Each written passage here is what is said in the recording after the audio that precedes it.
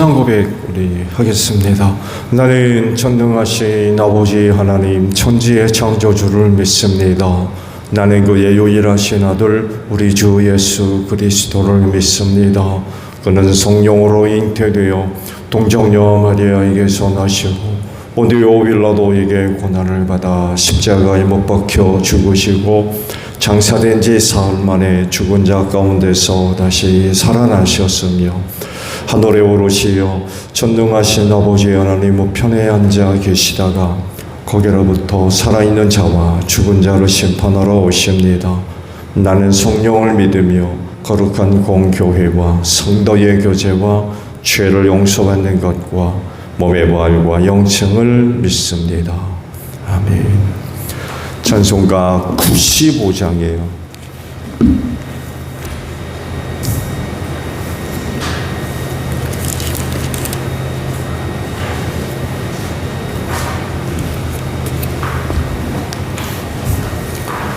찬송가 95장입니다.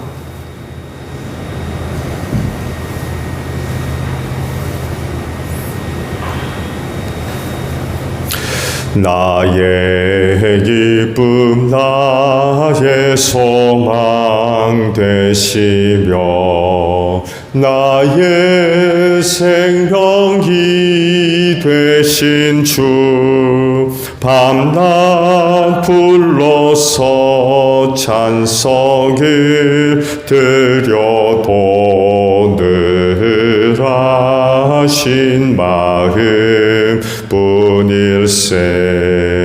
나의 사모하는 선한 목자는 어느 것 다른 동산에 양의 무리와 늘 함께 가셔서 기쁨을 함께 하실까.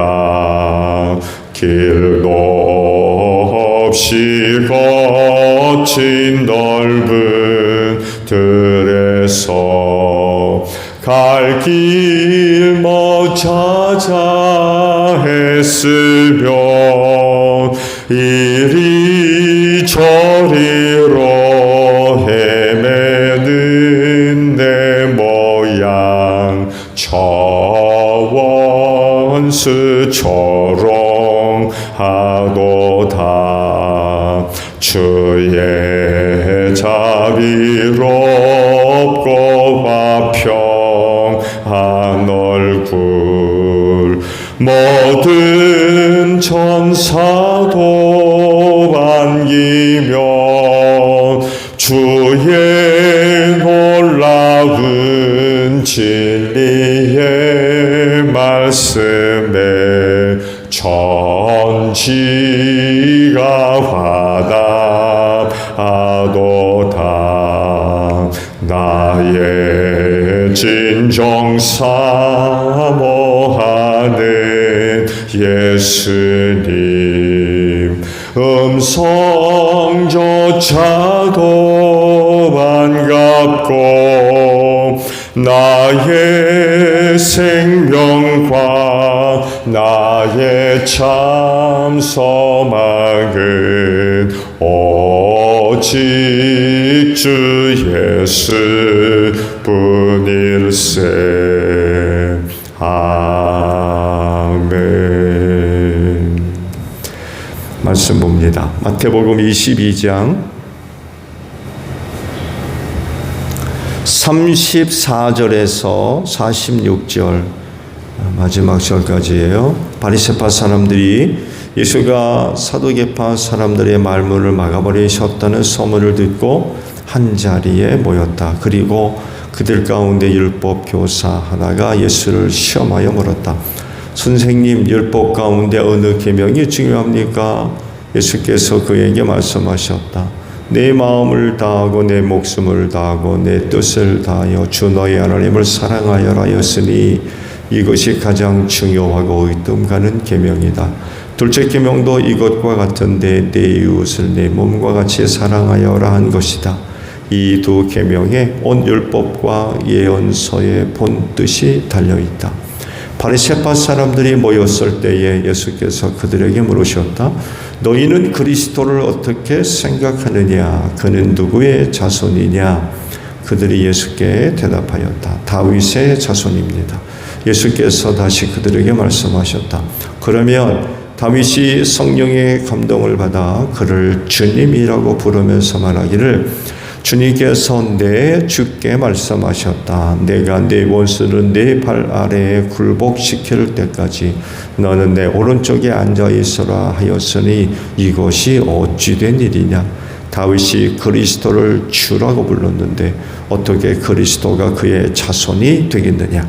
그러자 아무도 예수께 한마디도 대답하지 못했으며 그날부터는 그에게 감히 묻는 사람도 없었다. 아멘. 오늘 아침에는요 42절에 있는 말씀이에요. 42절 상반절입니다. 너희는 그리스도를 어떻게 생각하느냐? 그는 누구의 자손이냐? 라는 말씀입니다. 바리새인들에게 이제 이런 질문을 하신 거죠. 그렇다고 하면 그들은 그리스도 곧 메시아죠. 예수께서 여기에서 바리새인들에게 그리스도가 누구냐, 뭐라고 생각하느냐라고 물으셨을 때에는 그 메시아를 이야기하셔서 너희는 메시아를 어떻게 생각하느냐 이런 질문이에요. 이런 질문을 받았을 때에 다윗의 후손이라고 대답을 했어요. 맞나요? 틀리나요? 맞는 답이지요. 근데 정답은 아니에요. 예수님이 듣고 싶은 대답은 그게 아니었어요. 왜냐하면 성경은 그 메시아에 대해서 말씀하실 때에 다윗의 후손을 정답으로 말씀하지 않기 때문에 그러죠. 다윗의 후손으로서 메시아는 바리새인만 아니라 당시 많은 유대인들에게 누구였을까요?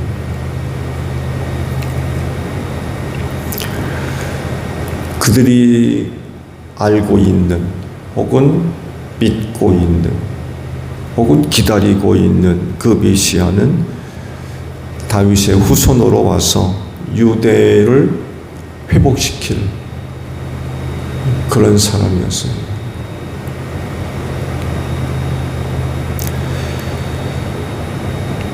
그렇다고 하면 메시아를 정말 그들이 기다렸었느냐라고 할 때 오히려 그렇지 않았었다는 것을 우리가 말씀을 통해서 발견할 수가 있습니다. 동방박사 사건에서 잘 드러나죠. 그들을 통해서 왕으로 나신 이가 어디 있느냐는 소식을 전해 듣죠. 그랬을 때에 큰 소동이 벌어졌다고 말씀을 하셨죠. 헤롯 대왕은 그 대제사장들과 율법 학자들, 바리새인이죠, 불러다 놓고 성경에 어디에 이 메시아가 날 거냐고 기록하고 있느냐 라고 물어요. 이것만 보더라도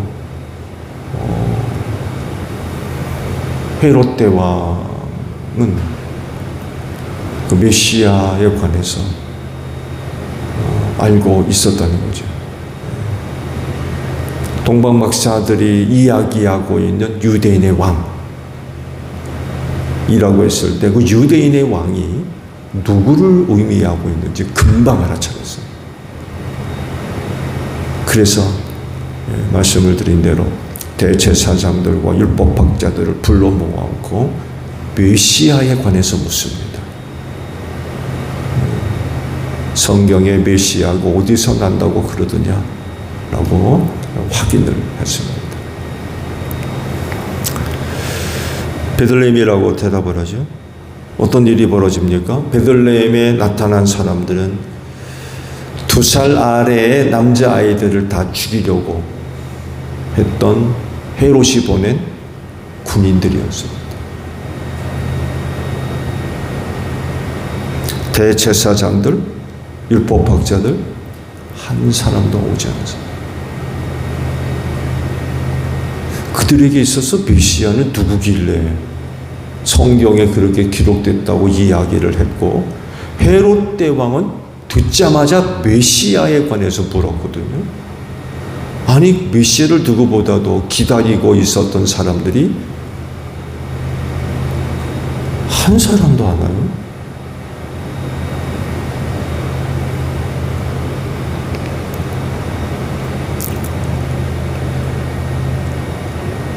왜 그랬을까요? 셈을 해보니까 메시아가 오면 안 돼요. 왜 그랬을까요? 저들이 갖고 있는 기득권을 다 잃어버리거든요. 메시아가 오면 안 돼요. 저들이 지금 기득권을 얻으려고 얼마나 애를 썼는데 그 메시아가 오면은 그 지켜줄 것 같습니까? 다 잃어버리지.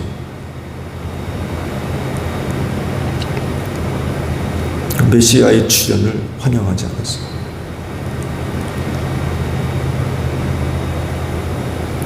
이런 사람들에게 예수님, 메시아라고 하는 예수님, 눈에 가시죠. 이거 뭐 정치적으로나 종교적으로나 그 예수라고 하는 존재는 저들에게 전혀 도움이 되지를 않아요.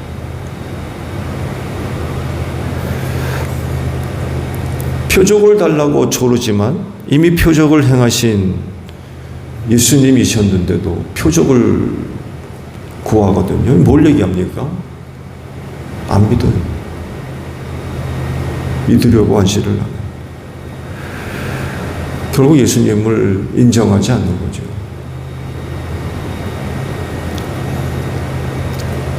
이런 사람들에게 메시아가 누구인지 알려주는 말씀을 예수께서 이야기를 하시죠. 시편 110편 1절의 말씀이 뭘 이야기하는지 저들에게 들려주십니다. 그랬을 때에 율법학자들이라고 하면 시편에 관한 말씀을 모를 리가 없거든요. 밤낮 서로 둘러앉아가지고 율법을 토의하고 하는 사람들인데 시편 110편에 있는 말씀을 안다고 할 수가 없거든요. 이 말씀이 뭘 의미하는지 전혀 알 수가 없었을 겁니다.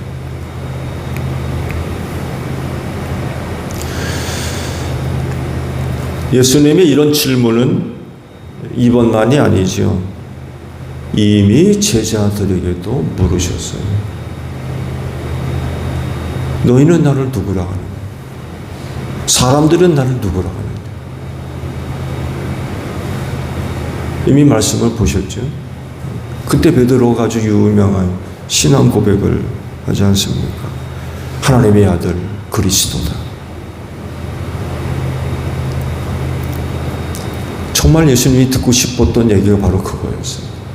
자, 이런 베드로의 대답과 바리새파 사람들이 대답했던 것과 비교해 보세요. 틀린 말은 아니었지만 정답은 아니에요. 정말 예수가 듣고 싶었던 이야기가 바로 따로 있었던 거예요. 근데 그들은 결코 그 얘기하지 않습니다.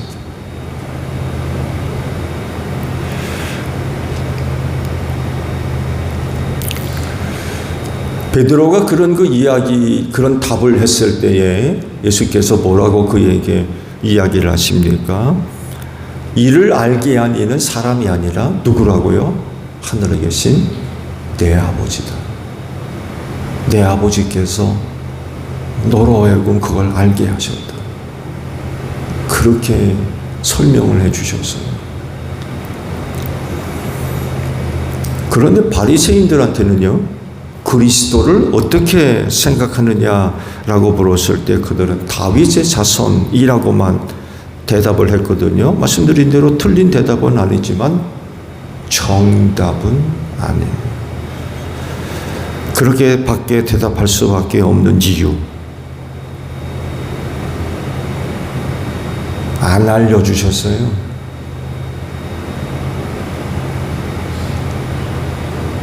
믿음도 안 주시고. 베드로한테 그랬거든요. 알게 하니 하늘에 계신 내 아버지다.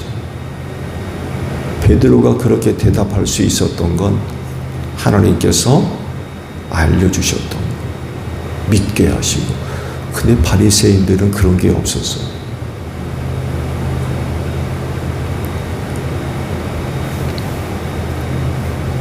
그러니 시편 110편 1절에 있는 말씀이 뭘 말씀하고 있는지 알 도리가 없는 거죠. 알았어도 그것이 예수님을 두고 하신 말씀이라는 것을 아마 결코 인정하려고 하지 않았을 겁니다.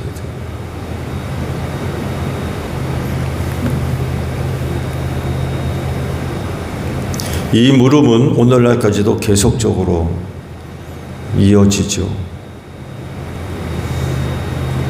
그때로만 끝나는 질문이 아니라 오늘도 지금 여전히 질문이 이어지고 있는 거죠.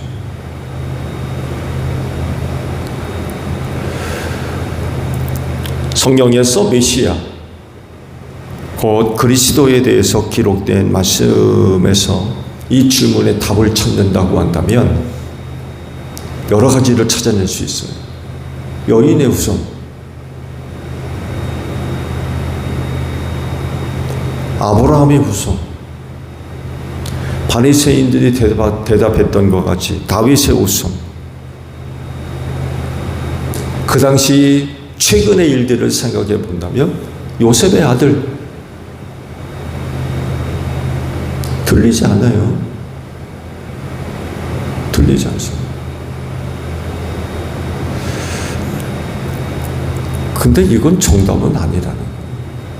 성경이 메시아에 대해서 말씀하고 있는 게 이런 것들만 얘기하고 있나요? 이거를 얘기하려고 성경에 그런 내용들을 기록하고 있나요? 예수님은 역사 속에서 실존했던 분이기 때문에 당연히 이런 이야기가 나오지 않을 수가 없어요.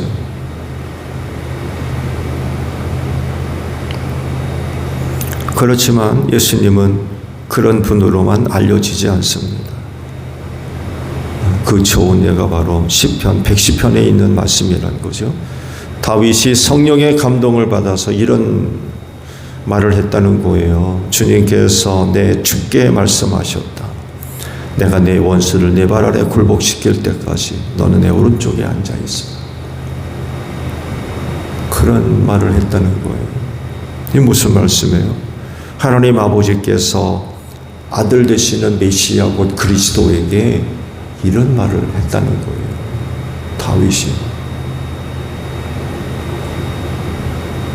다윗이 그때 한 말, 나에 대해서 한 얘기야.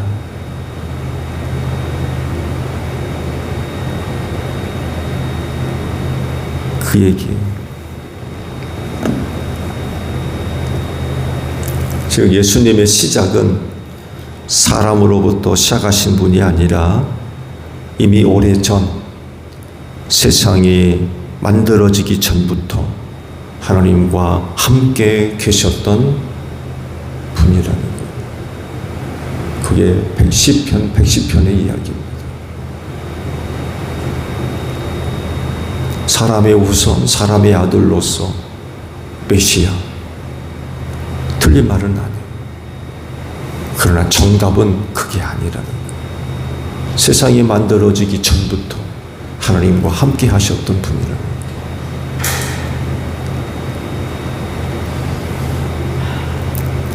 메시아 그리스도는 삼위일체 하나님이신 거죠.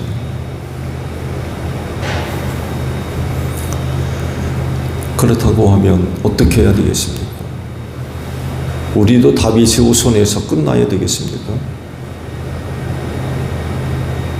다윗의 후손으로서의 메시아, 그게 전부인가요? 근데 우리가 믿어야 할 분은 그게 아니라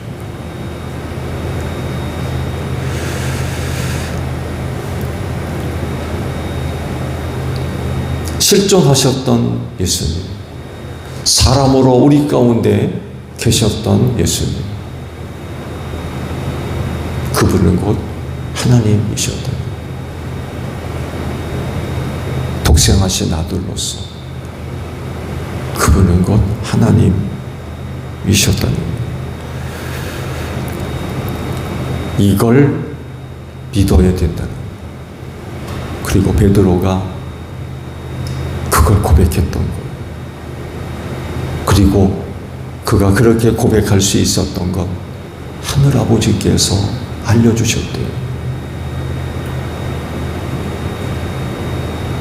여러분이 알고 있는 그리스도는 누굽니까? 어디까지 이야기할 수 있어요?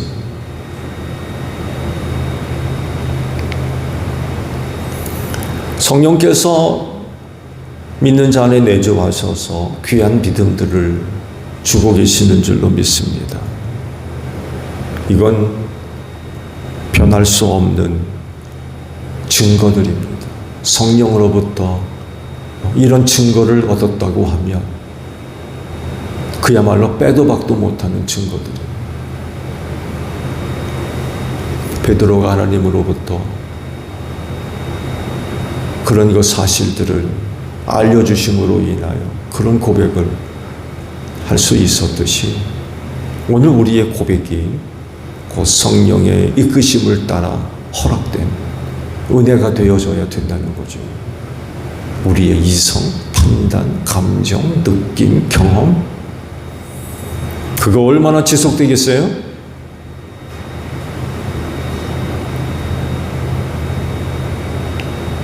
그렇지만 성령으로부터 얻은 증거, 그건 참되며 영원합니다. 결코 부인될 수 없는 사실이라는 거죠. 그러니까 순교하죠. 성령으로부터 확증을 얻었는데 그거 어떻게 부인합니까?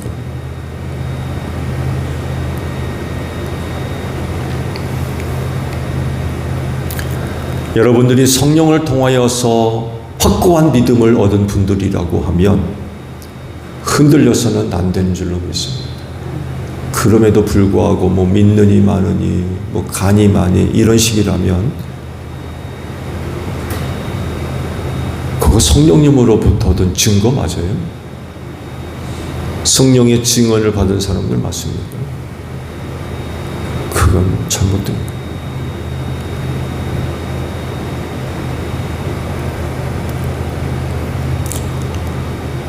이 마지막 때에 놓여 있는 이 신앙의 경주를 달려가는 일들이 결코 쉽지 않습니다. 이 마지막 때 일어날 일들에 관한 그런 그 말씀들을 보세요. 쉽지 않습니다. 쉽지 않다는 건 결국 신앙생활하는 사람들에게 위기라는 신앙적인 위기. 뭐가 필요하겠어요? 성령으로부터 얻은 확증이라는 거예요. 내가 가지고 있는 지식, 느낌, 감정, 경험 못 버틸 거려. 견디지 못할 겁니다.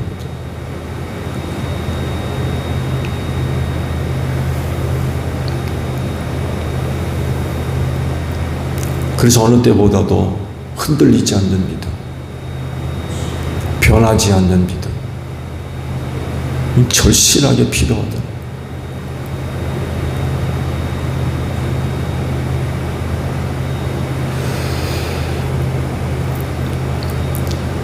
예수님 잘 믿으시기 바랍니다. 정말 잘 믿으셔야 돼요. 때를 따라 성령께서 도우시는 은혜가 있는 줄로 믿습니다. 베드로에게 가르쳐 주셨대요, 하나님께서.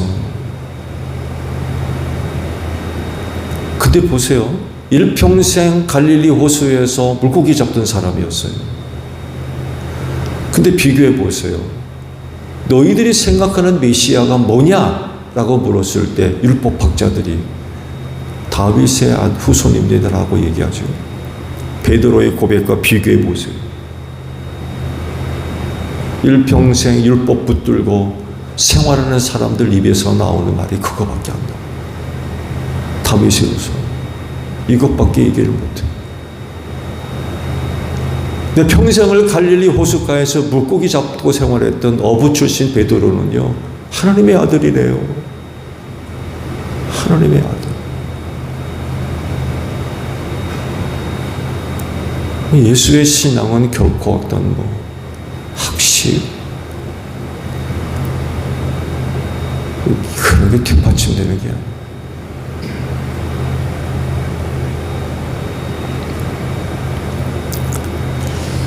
베드로에게 알려주셨던 하나님, 그 하나님이 영으로서 여러분 안에 내주에 계시는 줄로 믿습니다. 그 성령의 은혜를 힘입어서 변치 않는 믿음 잘 간직할 수 있는 여러분들이 되시기를 바랍니다. 주기도문합니다. 하늘에 계신 우리 아버지, 아버지의 이름을 거룩하게 하시며 아버지의 나라가 오게 하시며 아버지의 뜻이 하늘에서와 같이 땅에서도 이루어지게 하소서. 오늘 우리에게 일용할 양식을 주시고 우리가 우리에게 잘못한 사람을 용서하여 준 것 같이 우리 죄를 용서하여 주시고 우리를 시험에 빠지지 않게 하시고 악에서 구하소서. 나라와 권능과 영광이 영원히 아버지의 것입니다. 아멘. 기도하겠습니다.